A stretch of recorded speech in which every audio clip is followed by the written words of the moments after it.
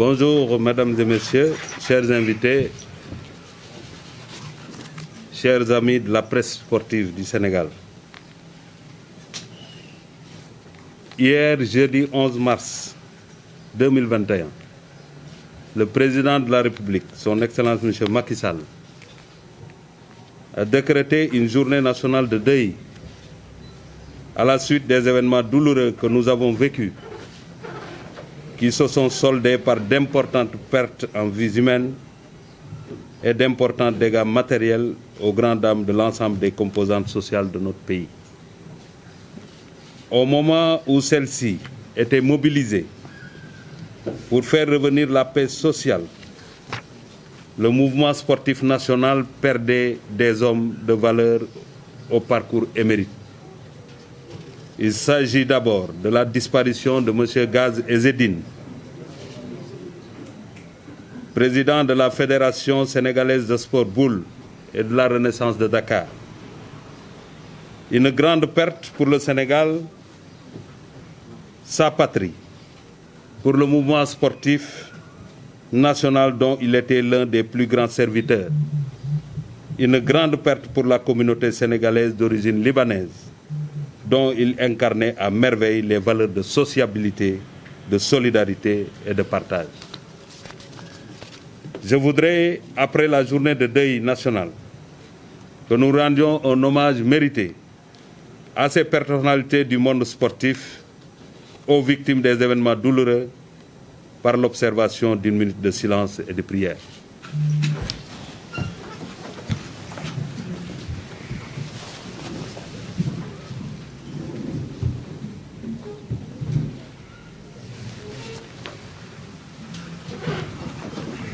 Je vous remercie.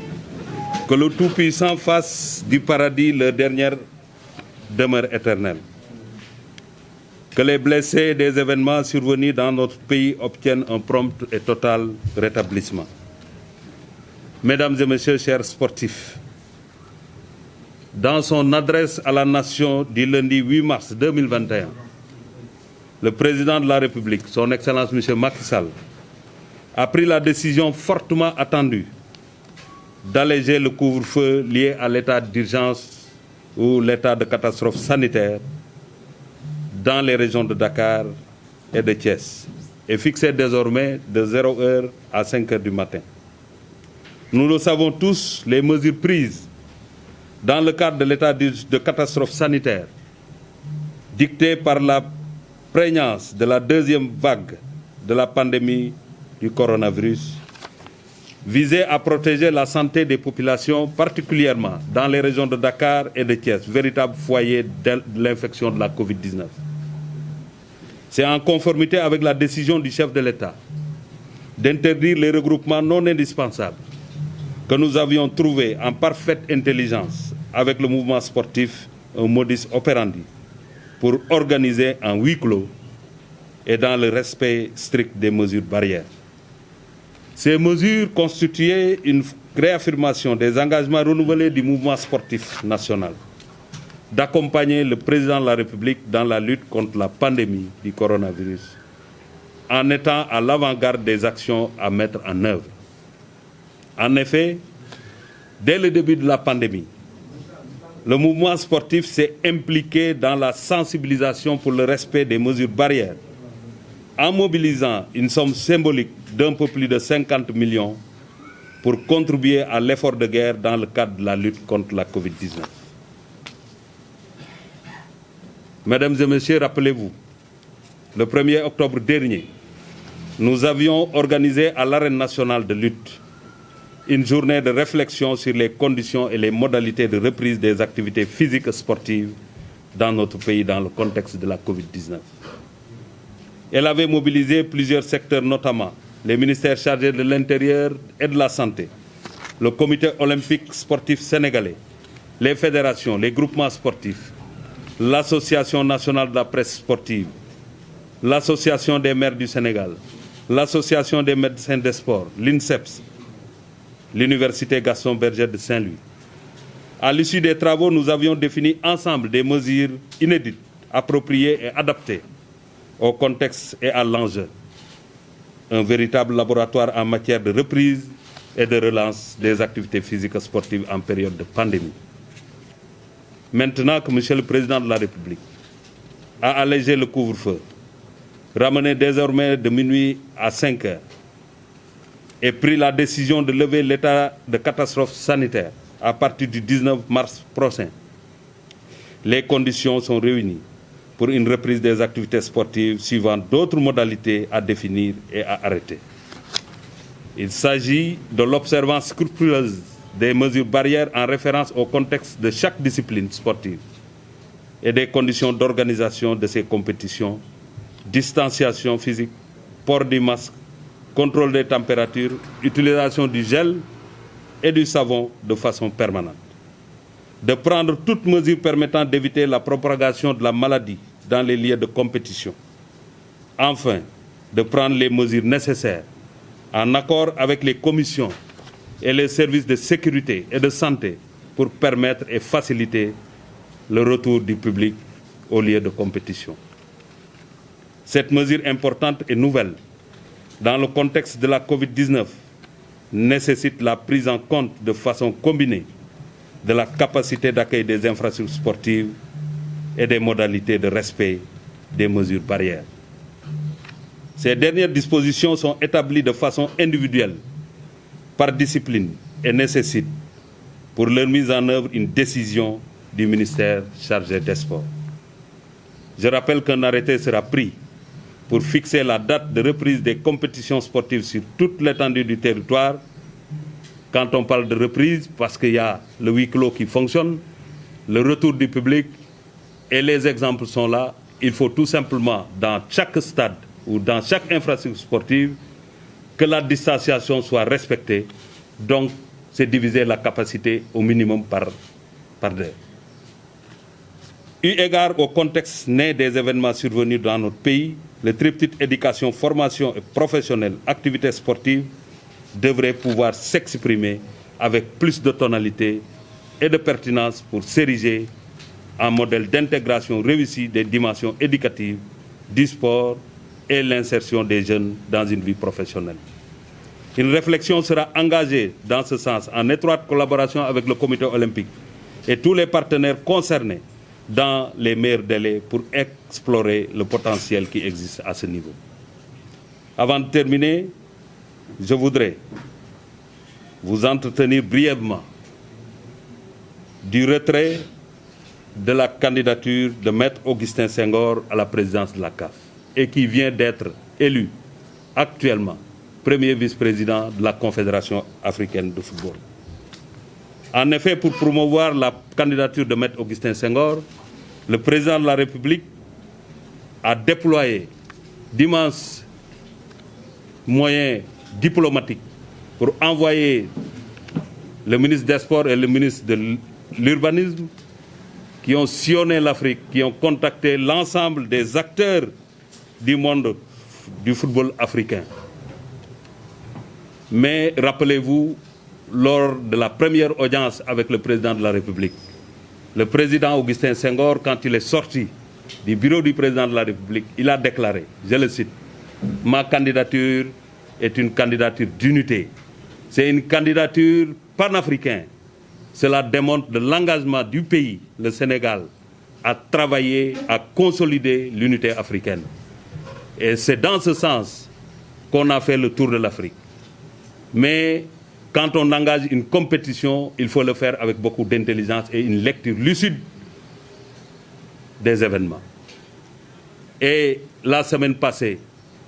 nous avons engagé, après une lecture lucide de ce qui s'est passé, et vouloir sauver le football africain qui traverse effectivement des moments difficiles. Nous avons convenu, l'ensemble des acteurs qui étaient dans la campagne, d'engager les pourparlers pour aller vers ce qu'on appelle le protocole de Rabat. Et ce protocole de Rabat consacre aujourd'hui notre vice-présidence, le premier vice-président de la CAF, ce qui est une première. Et rappelez-vous que c'est la première fois qu'un Sénégalais, un président de fédération, est candidat à la présidence de la CAF. Et c'est la première fois aussi que le Sénégal occupe ce niveau de responsabilité au niveau de la gestion du football africain. on nous dira, on nous opposera, que vous étiez engagé pour la présidence, mais vous êtes au niveau de la première vice-présidence. Soit. Mais quand il n'y a rien, quand on parvient à mettre quelque chose, on doit au moins avoir la satisfaction d'avoir fait des pas qualitatifs, des pas qui nous feront respecter, des pas qui montrent effectivement le niveau de gestion de notre football. Et ça, c'est extrêmement important. C'est pourquoi je voudrais, à l'heure actuelle, le président Augustin Senghor, qui est premier vice-président de la CAF, je voudrais le féliciter au nom de l'État du Sénégal. Féliciter le chef de l'État, féliciter le gouvernement du Sénégal et féliciter l'ensemble de la presse sportive qui a accompagné effectivement la candidature d'Augustin Senghor.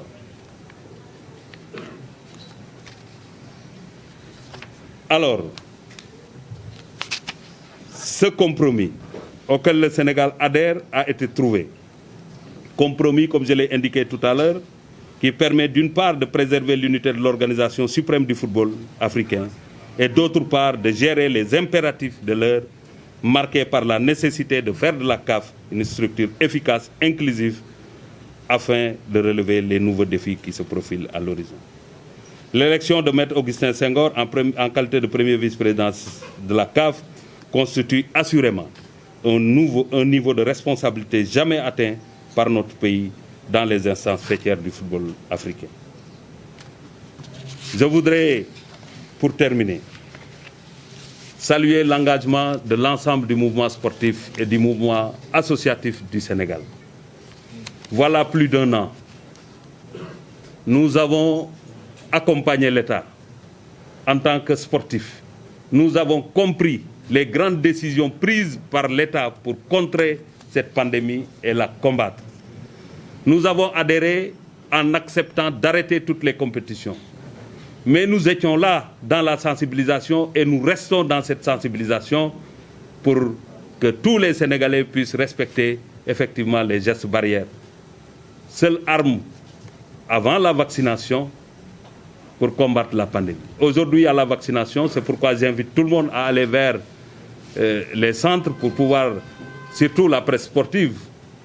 vous avez besoin d'être sécurisé et immunisé parce que nous tenons à ce que vous soyez sains et saufs pour pouvoir relayer les informations, mais aussi informer juste et vrai. C'est une occasion de saluer le travail que vous êtes en train de faire, mais féliciter encore une fois le mouvement sportif sénégalais, le mouvement sportif, le mouvement associatif. Tout le monde a participé. Et je prends pour exemple ce que le monde de la lutte a fait. Le monde de la lutte a été le premier secteur à avoir participé à cet engagement, en mettant à disposition des gels. C'est le monde qui a été touché le premier, parce que la décision a été prise un samedi et le dimanche, il y avait un combat de lutte. Mais tout le monde était d'accord pour arrêter toute manifestation sportive. Mais au-delà de ça, c'est des porteurs de voix qui ont sensibilisé. Et aujourd'hui, au-delà de la sensibilisation et de la participation financière, ils étaient là à lancer un appel à la paix. Et ça, c'est extrêmement important. C'est l'occasion de tirer un chapeau à l'ensemble du mouvement sportif et du mouvement associatif sénégalais. Donc voilà, mesdames et messieurs, ce que je voudrais vous dire, tout en vous demandant effectivement peut-être 2 minutes pour un résumé en wolof, pour que effectivement on puisse parler à l'ensemble des Sénégalais. kon mbokk yi maa ngi leen di nuyu yéen ñëpp di sant yàlla di julli ci yonent bi di ñaanal nag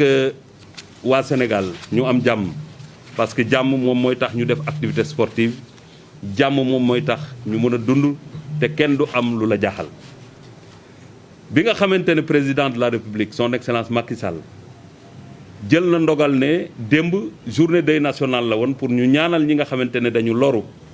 génn àdduna ci yëngatu yi fi amoon ci fan yi ñu ñaan yàlla bu loolu amati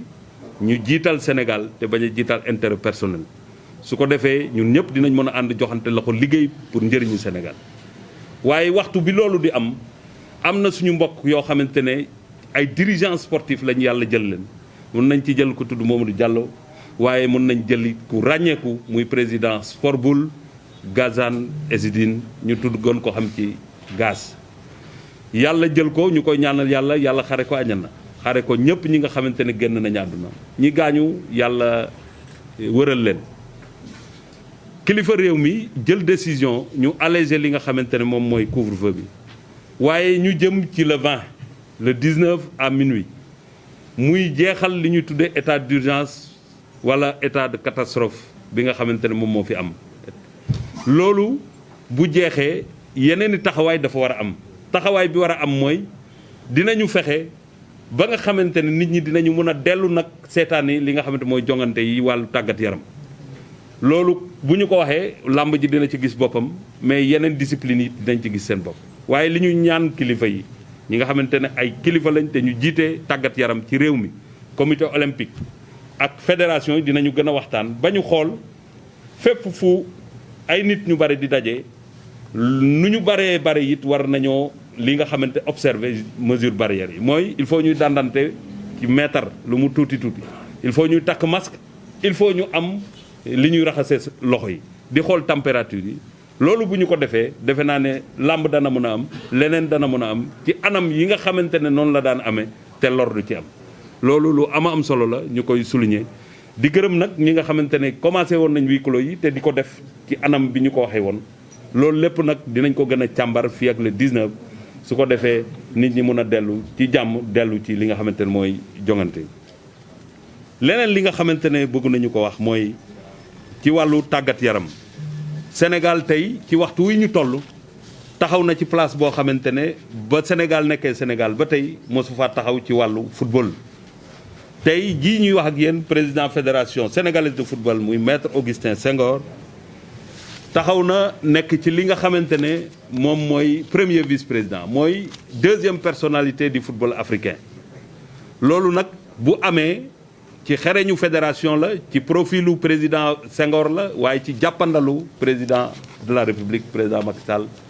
jox instruction gouvernement am jàppale ko ne ko na nga dem ci compétition yooyu waaye deme ci pour defar pour dajale bañ ci dem pour que bu paree mu am ay cassure bañu ciy doxit xalaat nañu ci fulla ak fayda ak xarañ bañ demee ba xamante ne dañu war a waxtaan nangu nañ waxtaan wi bañu waxtaanee it li ñu ci am di nga gis nag ñu jàpp ne comme président lañ bëggoon te yegguñu fa mun nañ ko gisee mun nañ leen ko nangul waaye li ñu war a jàpp mooy fu dara newul boo fa defee dara war ngaa bëgg ci la nga fa def. tey c'est la première fois Sénégal di nekk candidat pour jiite kuréel gi nga xam ne mooy gérer football bi ci Afrique ci xeex bi ñu njëkk a sumb ñooy deuxième personnalité loolu lu am solo la loo xamante ne c'est une grande première pour le football sénégalais loolu nag li ko waral mooy. liggéey bu rëy bi fédération di def ci réew mi ak fi mu yóbbu football mais aussi jàppandalu réew mi surtout ku ko jiite le président de la république Macky Sall kon dañuy féliciter Augustin Senghor di féliciter l'ensemble des membres de la fédération di féliciter l'ensemble des sportifs la presse sportive ak ñëpp ñi ci jàpp parce que candidature Sénégal la woon. defe naa ne ku tekkiwul lu bari bu ngeen demee ci négociation duñ la jox dayo bu toll ni nga xamante ne moom la président Augustin Senghor yore fii ñu toll li nga xamante ne nag mën nañ ko ci teg te mu am solo moom mooy fii ñu jëm yolomal am na pour que nit ñi dellu ci li nga xamante ne mooy infrastructure sportive yi waaye nag du doon ñaax fàttali lay doon parce que ñi jiite sportu Sénégal man ministre des sports am naa mbégte ci ñoom acteurs sportifs yi am naa mbégte ci ñoom parce que taxawaay bi ñu wone ci jafe-jafe parce que nit balaa ngay xam tolluwaayam jafe-jafe am jafe-jafe bi mu amee kenn footballatul kenn defatul activité sportive kenn bëreetul mais kenn caalitul ñëpp taxaw nañu ànd ak réew mi ànd ak njiiti réew mi ak gouvernement am xeex li nga xamante ne mooy pandémie bi ba tey jii ñuy am yaakaar parce que vaccination ñëw na te ñuy am yaakaar mu gën a wàcc loolu nag bu fekkee ne am na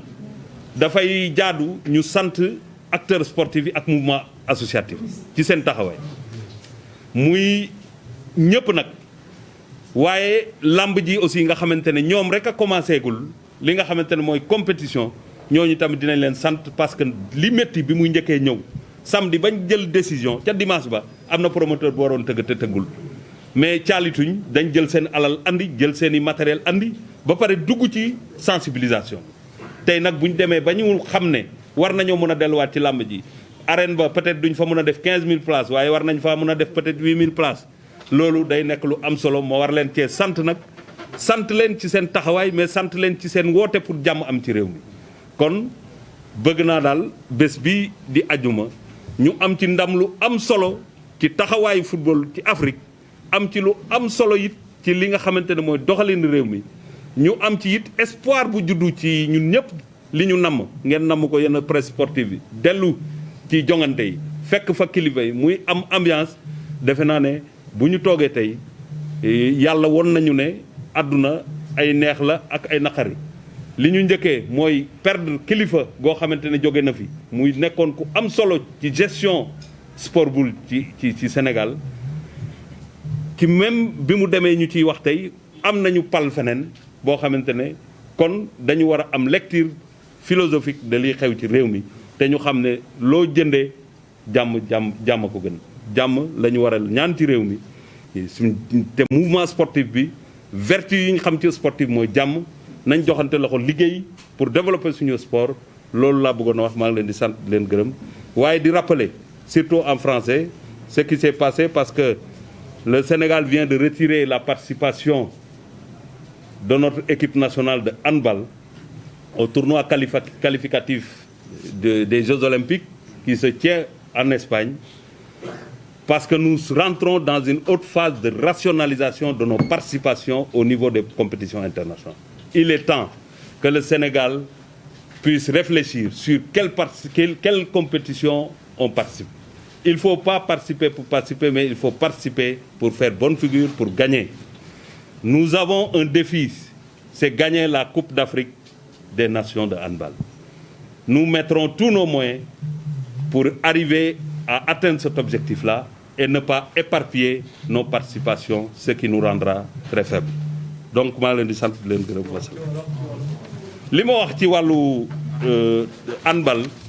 mooy dañoo toll nag waxtu woo xamante ne ak crise yi am ci réew mi problème économique yi am waratuñoo jóg rek lu xew rek ñu bokk dañu war di xool ci tàggat yaram li nga xamante ne bu ñu ci bokkee dina jàngal xale yi dara wala dinañ ci gagné lu bari su fekkee ne nag da nga am ñaar yoo war a participer te benn moom la sa kattan may da nga war a am lecture après concertation lan nga war a xam